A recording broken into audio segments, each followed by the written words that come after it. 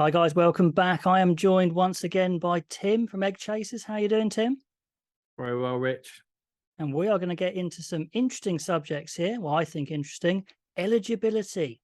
With England and Wales in a bit of a mess at the moment, should eligibility change and how? And also we're going to talk smart balls as well, which I think you're very excited to talk about, aren't you, Tim? Oh, I'm loving it, mate. Any innovation, I'm well up for. Fantastic. And this But is the answer to your question on eligibility, though, Rich, is yes, it should change. So next. Anyway, that's great. Lovely seeing you again. See you on the next video. Bye. There is a second part to this video. We're talking about England's build-up to the World Cup, their squad build-up, the bit of the ongoing soap that is England's squad build-up. So after this video, please do go over to Egg Chasers, like, subscribe, and get involved in that video. That would be awesome.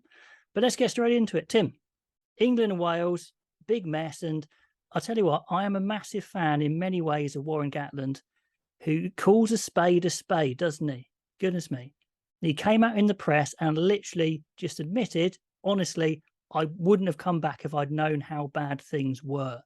I mean, no, I don't think any other coach in World Rugby would be that honest.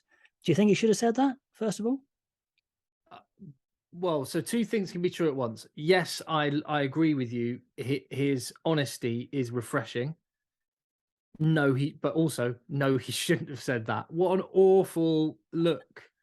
And the other thing is about this is not only does that, I mean, the players know it's a mess. There's no you can't there's no kidding around. Everyone knows it's a mess. And so I guess in that sense, he can't do any harm with his squad, perhaps. Well, I don't know. The thing is, with the head guy, you want your head guy to say, let's not think about that. Let's get on with it. I'm positive, blah, blah, blah. Yeah. And straight away, it's a bad situation and it's just not helping, is it? It's honest and it's interesting, but yeah, it's not helping at all. And the other element is, Warren Gatlin, it was only a couple of years ago you were doing the same job. Like, there's nothing that's really happened in the last couple of years that has taken a great situation to a dreadful situation. Welsh rugby is notoriously a snake pit in the halls of the WRU. And also, when you take a job, it's your responsibility to do your due diligence. And it is. I just think it's.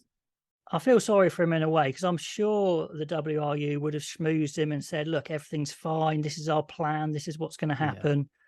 Yeah. And he may well feel a little bit taken for a ride. But who knows? Perhaps. What was interesting, though, we've had those retirements, if you like, from internationals, Alan Wynne-Jones, Tipperick, Corey Hill, and Rhys Webb, which are disappointing, of course, but it's interesting again that honest Gatlin said the one that really hurt him, and this is what prompted the video really, is Joe Hawkins signing for Exeter before he's even established himself as a Welsh starter. And he's the guy that all the coaches have been saying to him, you are our future. You will be a main part of either fly half or ball playing 12. This is the guy we can build our team around. And I'm not blaming him. I'm just saying these are the facts. He's put his stable future ahead of playing for Wales. And that's, I mean, I think that is bigger than any of the other retirements. What's your thoughts on that? I totally agree. And I have sympathy with Warren Gatland on that. I have sympathy with Joe Hawkins above all. Yeah, sure. Because, I mean, look at the situation. It's he's taken a job and he's looking after his own career, which, let's be honest, one injury and it could all be over. So he signed a long-term deal. I'm sure he'll be paid well to become the kind of rugby player he wants to become, to realize the potential. And he's gone to an environment where they have taken potential and created internationals. That's one thing you can absolutely look at with Rob Baxter and Exeter. Great signing. Find players, fantastic signing, that other people overlook. Yeah. Look at the players recently that are they've had to lose a load of players precisely for this reason, because they've gone in as unknowns and they've really established themselves as absolute class acts. And I'm sure Joe Hawkins is thinking about his long-term future, and Wales will be part of that. But I have total sympathy with wanting a good environment to get better as a rugby player, a secure job, and the fact he's having to do that at the expense potentially of an international career is it's really harsh, but it exactly cuts to the bone of why you want to open up this conversation, because there's a lot of people in the same boat. Yeah, absolutely. I mean, so the Gatlins Law was originally 60 caps, and they've slashed it recently to 25. So that's a big change. But is, this Hawkins thing kind of just prompted the argument that actually they should just completely remove it? Or do you think that would just invite a complete exodus? Or is it too late? What do you reckon? Oh, I think they should. I think England should, and I think Wales should, purely because you can't have your cake and eat it. And at the minute, there are limited funds, there is disarray, disorganization, and you can't have that as the backdrop and then say, but you have to play in this country in order to represent your national team. That to my mind, that is a restriction of trade, and it's not a fair trade-off. Previously, and certainly this is the case with England in the Premiership, there were enough well-paid jobs that meant you weren't too far off what you would earn elsewhere in the Premiership, and you get to play for England as well. But I think now these players are being held hostage by the lure of international rugby. And in the case of Sam Simmonds, we've seen him say, do you know what, I'm going to rule myself out of England, because he reckoned, well, and Rob Baxter is someone that's brought this up. He said, at the very least, what you could do is every player that's in the elite performance squad for England gets a guaranteed amount of money, rather than the feast or famine of, if you get picked in a matchday squad, you get your £20,000. Yeah. But if you don't, you get nothing. And that means for someone like Sam Simmonds, he's gone, well, I might not start. I might be a squad player, which means I get nothing. Oh, do you know what? I'm just gonna chuck it in and go. But yeah, I mean, more and more, that £20,000 carrot is not enough for a lot of these players. Yeah, I definitely feel sorry for Simmonds, because he's been close, he's been in, he's been out. It's very uncertain for him. And it's not like he's at the beginning of his career either. So again, I'm completely understand that decision as well. So England, so you kind of jumped ahead there a little bit. Nicely, Tim. So England, they've obviously had 3 pro clubs folding, essentially, Worcester Wasps and London Irish, which is absolute tragedy, really. I mean, it's easy to say it, but when you actually stop and think about it, those names probably disappearing forever in the Premiership, it's awful. Surely this is the time now to make the change. It's good to see actually some of these young English players picking up English clubs. We've seen some signings today for Harlequins, haven't we? Cunningham South, and who else has gone there? Will Joseph, Chatiyama, the prop, and Will Joseph. Yeah, who really suit Harlequins' way of playing, young players. That's great signings. But inevitably, there's not going to be space for everyone, and it looks like Arundel goes to France. So if Arundel goes to France, what do you reckon? Will he still be under that exemption? Because if they made the exemption for the Wasp players, surely they do for Arundel, don't they? Yeah. Well, I don't see how they can justify Jack Willis and Henry Arundel playing for England beyond the World Cup if they keep the deal as it is, because it would seem a little bit like, all right, you're changing the rules for Henry Arundel and Jack Willis specifically, and it would rock the boat a little bit with other players. I mean, as it is, I think they should relax the rules. And here's a perfect example. So, and it's sort of jumping back to Wales, but it's making the same point with England, because as you now say, the money is just evaporated and we're in a bit of a pickle, and the RFU's in financial trouble as well. So it's not going to be able to fund the Premiership clubs to the tune it was previously. So it looks insane now when you look back and go, George North was paid a king's ransom to go back to Wales at the age he was, with the career he's already had, in order to he was paid a load of money to go back to Wales, as a bunch of players were, whereas previously he was being paid elsewhere. He was off the WRU's payroll, and they could use that money to pay for whoever's going to take his shirt in the years to come. Yeah, I tell you. And then, talking to that point, England No, have that's actually fine. I got. was just going to give one other example. It was only it. a few years ago that in the Premiership clubs, not the WRU or any Welsh regions, were paying the salaries of how many Welsh fly halves? There was Dan Bigger, there was Rhys Priestland, there was Callum Sheedy, 3. I think there might have been another one as well. 3 international Welsh fly halves were off the payroll of the WRU, and then Lloyd they make these and rules Evans. mean you have to go back. Yeah, exactly. And now when you look at the financial situation they're in, the pulling players out of clubs that are willing to pay them elsewhere, it seems insane. Well, my point was going to be England have actually got a bit of an easy out here, Tim, because they've kind of got an excuse to say, okay, Arundel and Willis, the Willis brothers can go because it's not our fault. And they kind of have that model by default, don't they? They have the French clubs paying the wages and they can still pick them. So could they then just, at the end of that kind of agreement, say, okay, now it's worked so well, now we're just scrapping it? Kind of gives them like a politically easy out, if you know what I mean. Yeah, I think you're right. And the other thing, you can't argue.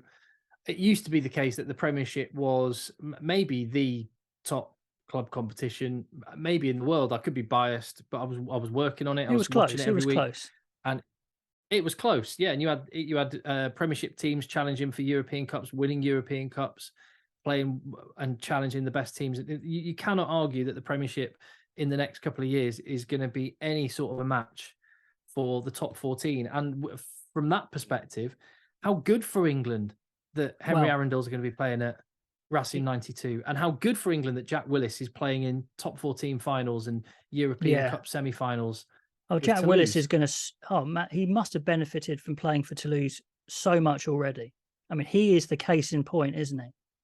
I mean, what a great signing. He's going to be a better player.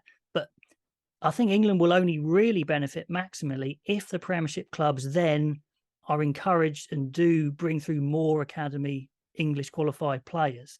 Because I think it was quite interesting actually looking at the rules, and strictly, I think England are actually only meant to have, 2 foreign-based players in a match day 23, but due to a court ruling, South Africa, Tonga, Fiji, and Samoa don't count as foreign players. Nations, I think they're referred to. Yeah. So, that was the one thing I was going to say. What they are doing in France, whilst they are taking on some, English players and players from around the world that are really good, they're taking the cream of the crop. In the top 14 anyway. They have a GIF system in place, which means that I think next season it's 17 out of every match day 23 has to be eligible to play for the French national team. So yes, funny you should say this, because it's changing in 2024. It's changing in England, and similarly 15, not 17, 15 of the match day 23 have to be English qualified players. It's something to do with Brexit. I'm not going to get into it, but the system changes, and rather than limiting foreign players, they're saying that at least 15 have to be English qualified, which wouldn't affect some teams, but definitely would others. Sale's the obvious one it would probably affect, and someone like Harlequin's probably not so.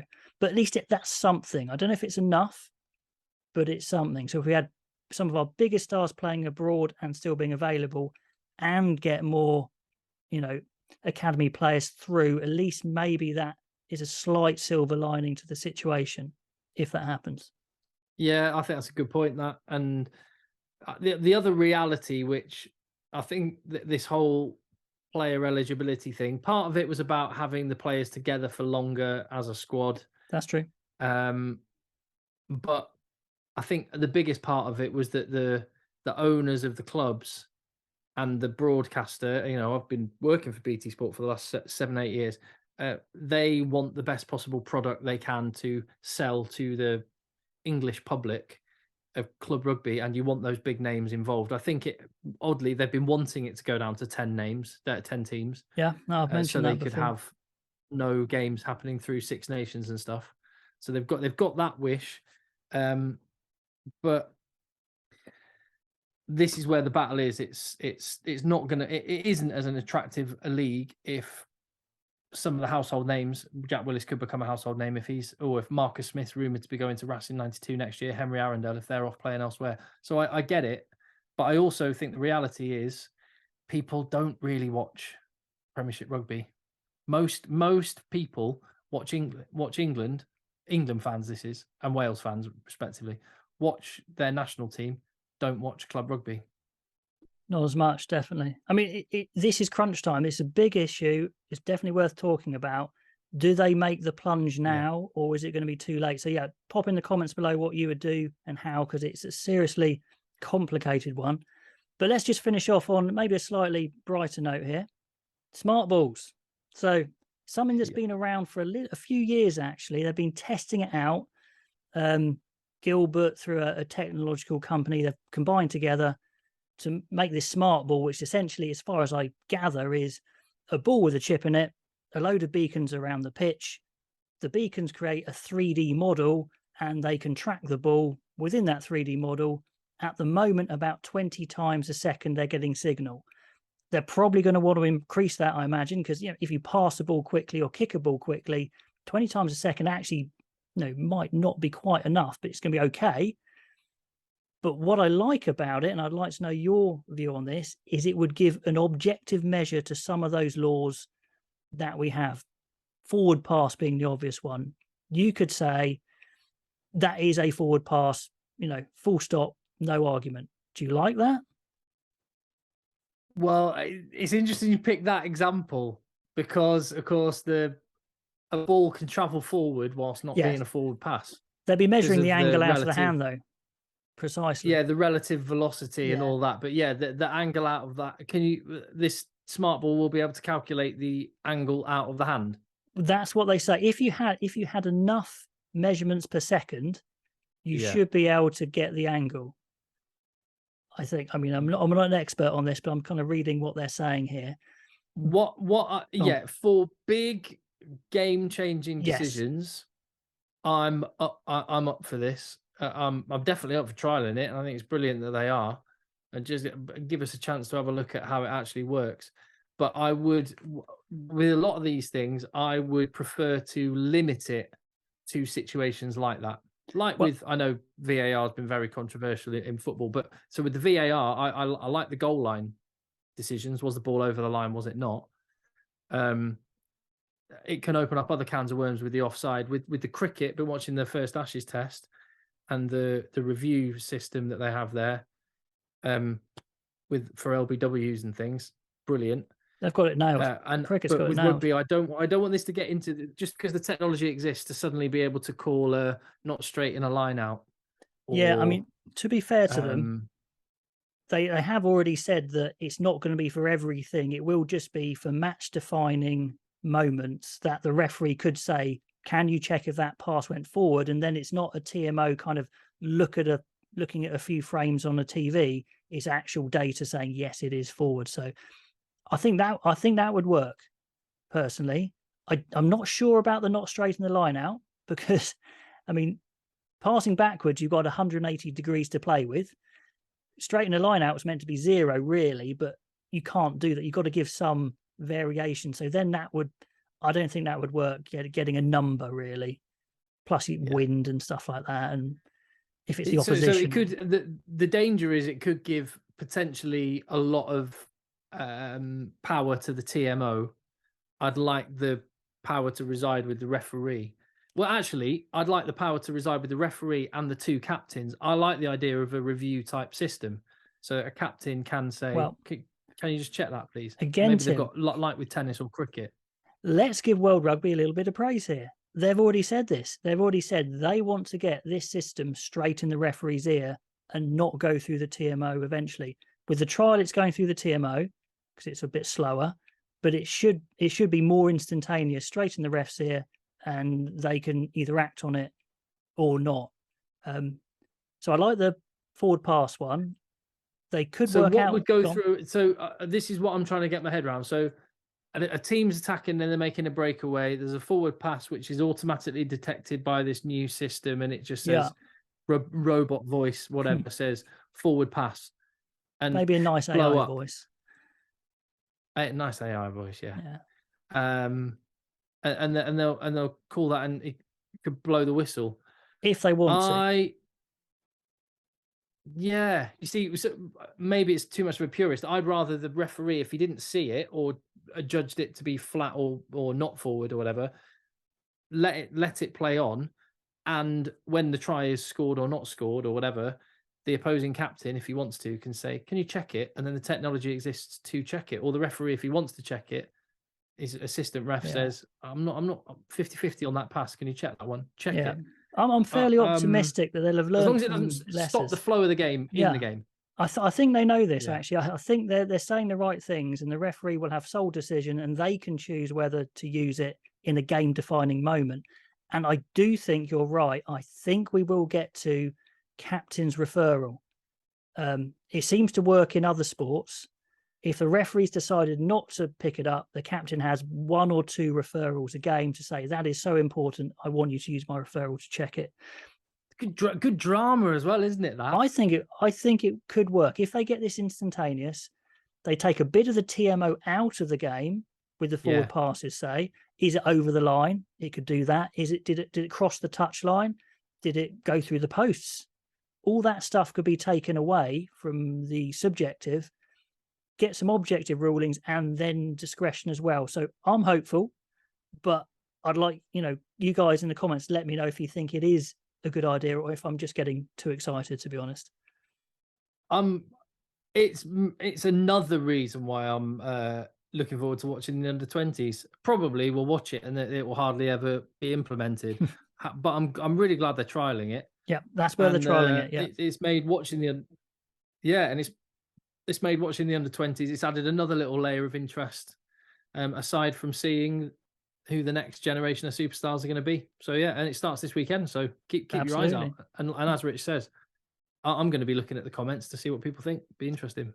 Brilliant. Okay, great place to finish. 2 interesting topics, I think. Eligibility for England and Wales, the smart ball idea. Get all your comments below. Love to know what you think. Get over to Egg Chasers to watch the other half of our conversation about England squad. Tim, thank you very much. Good man, Rich. And we'll catch you next time.